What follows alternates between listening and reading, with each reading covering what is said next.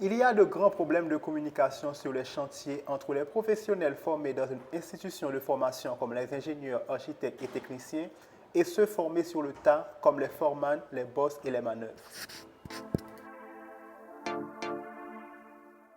Une communication difficile fait perdre du temps et le temps, c'est de l'argent. Une mauvaise communication entre un concepteur et un exécutant peut amener parfois à ce qu'on ait à détruire un ouvrage déjà exécuté.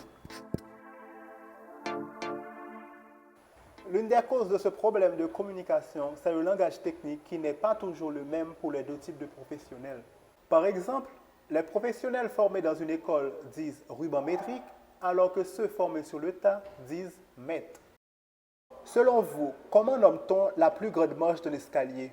Dans le langage technique école, choisissez entre plateau, palier et base. Dans le langage technique chantier, choisissez entre palier, gros mâche et table.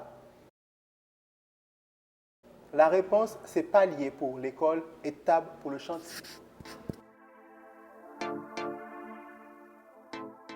Avec l'expérience, les deux types de professionnels finissent par se comprendre.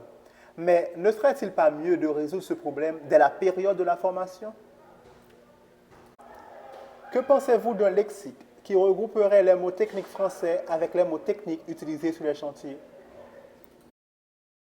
Si vous approuvez cette idée, alors venez partager avec nous d'autres mots qui posent des problèmes de communication sur un chantier.